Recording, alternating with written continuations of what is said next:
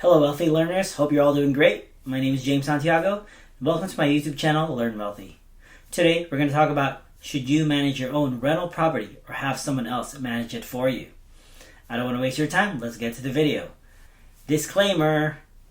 This video is not a financial advice. We are not attorneys, CPAs, or financial advisors. This video is made for entertainment purposes only, so do not take them as financial advice. We do not know your personal specific financial situation. We suggest you seek an actual financial advisor for real financial advice. Thank you. Let's start out by saying your property is only as good as how well it is managed. Property management is the key to making real estate an asset. Property management makes real estate either perform or not perform. Property management makes real estate cash flow or not cash flow. In other words, I can't stress enough how important property management is. It should be the top of your priorities. It should be the center of your real estate. There's also only a handful of good property managers and management companies out there. And if you care about your property like a reasonable homeowner, then no property manager or property management company out there should care about your rental property more than you do. In theory, nobody else should be able to manage your property better than you, because no one else will care about your property more than you. In spite of all that, I still would not recommend that you manage your own property, even if I'm a real estate professional. And you don't even need to be a real estate professional to manage your own property. But even if I am, I never managed my own rental properties. I always had a property manager or property management company. It's just like running a business. No one would care about your business more than you. But to have a successful business, you're going to need other people to manage your business, like CEOs, CFOs, managers, bookkeepers, accountants, etc. It's always better to work on your business and not in it. Your job is not to handle the day-to-day tasks, answering tenants' phone calls, cleaning and repairs. Your job is the most important part, and it's to be able to be in the driver's seat, looking at the P&L or profit and loss statements, balance sheet, making big decisions on expansion and growing your business. The key is working on your business and not in it. Remember that you're in real estate investing because you're a little bit different. And you don't want to be in a job like most people. You want more freedom like most people. You're not buying real estate just to have another job. You're buying real estate as a passive investment that's going to work for you even while you're sleeping. Sure, you can probably handle managing 1 to 5 properties by yourself, maybe even 10. Let's say you have 10 properties and each property is giving you $200 of net cash flow per property. $200 times 10 is equals $2,000. $2,000 a month cannot replace your job. You cannot survive on $2,000 a month alone, especially with the recent inflation since 2020. And that 10 single-family homes can get you pretty busy. If you're managing 10 properties by yourself, maybe not busy all the time, but what if during turnovers, or what if you have 2 turnovers at the same time, and you have to get the unit ready for the next tenant, call your contractors, and you need to shop at Home Depot for parts that you need to replace in your house? Then when all the repairs and cleaning is done and your property is finally ready for the next tenant, you have to market the property, list the property with a real estate agent. So since you most likely can't do all the tenant showings by yourself, review all the background and credit check, and review all the applications. Then you have to do the lease agreement with them, get all the deposit. Then as soon as you get the tenant in, you have to deal with tenant complaints, repairs, evictions, and then do the bookkeeping yourself, and you still have to file your taxes. Some states, they have yearly requirements, and you have to file your IRS taxes, maybe for each and every single LLCs if you have different LLCs for each property. There are a lot more things I haven't mentioned, so yeah, you can get pretty busy managing only 10 properties. That doesn't even set you free from having a job, unless these 10 properties are fully paid and they're generating pure cash flow, meaning they don't have mortgage in it. Imagine managing 20 to 50 properties by yourself, and we haven't even talked about the proximity of all the properties that you need to manage. You're going to hear me over and over in this channel that for real estate to be considered an asset, it needs to have positive cash flow. What if the positive cash flow deals you find are 100 miles from each other, or maybe 2 of them are out of state?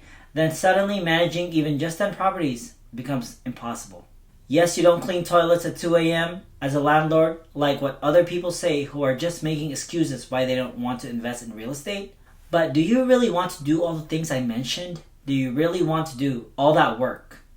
Do you want to get burned out and be so busy with managing your properties that you end up hating real estate and just end up wanting to get real estate out of your life and never invest in real estate ever again?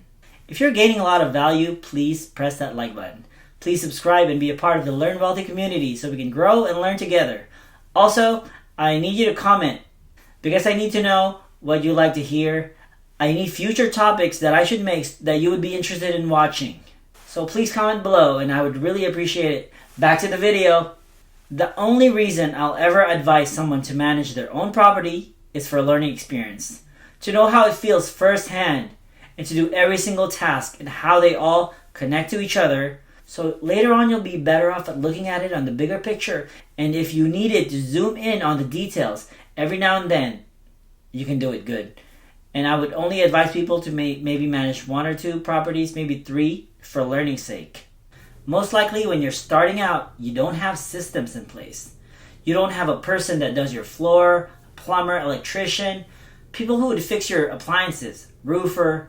You may not even have a policy binder where you have your standards and your rules, your mission and vision, and how you do things. So having a property management company can help you leverage their resources. Maybe later on, you know your own floor guy, your plumber, and you can tell your property management company that you like to use your own people when it comes to these problems.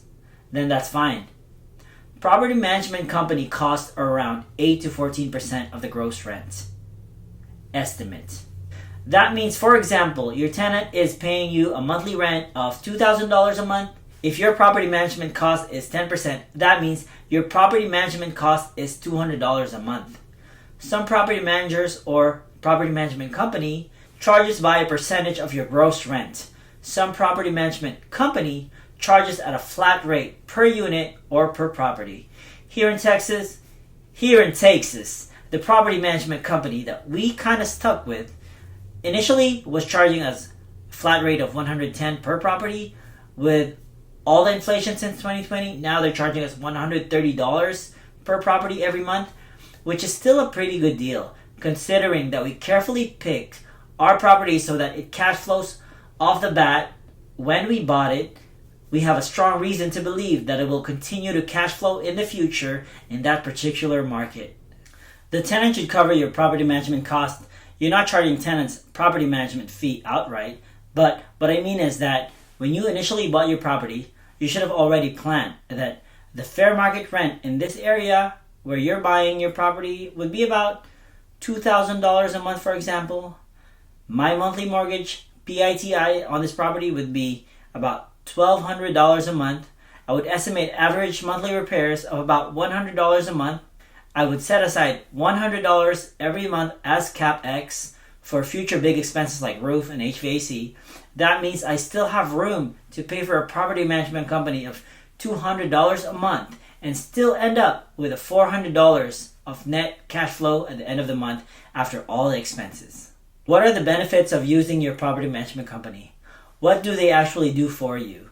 The property management company that I'm using right now inspects my property after a tenant turnover, suggests the repairs that I need to do before listing it again in the rental market, and gives me an estimate of the cost of repairs that I need to do if their contractors would do it.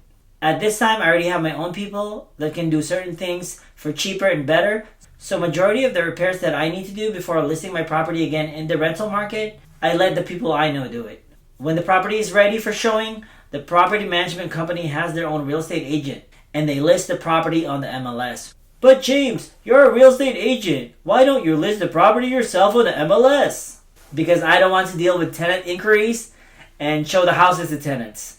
After the property management agents show the property to tenants and we receive applications, they send us documents of application forms, background checks, credit checks, and I just sit with my business partners, the people who I own the real estate with. And maybe we just go online and we pick the best suited tenant from there. After we pick the best suited tenant, the property management company will start the leasing process. They collect the deposits and they collect the first month rent. They get the lease contract signed and even explain the contract to the future tenants. And during the term of the lease, they handle tenant complaints, repairs, issues. And at the end of the year, we get a cute little bookkeeping report that we just turn into our accountants when we need to file our taxes. So make life easy. That way you end up loving and appreciating and even enjoy real estate investing. I hope you gained a lot of value in this video. That's all I have for today. I'll see you in the next video.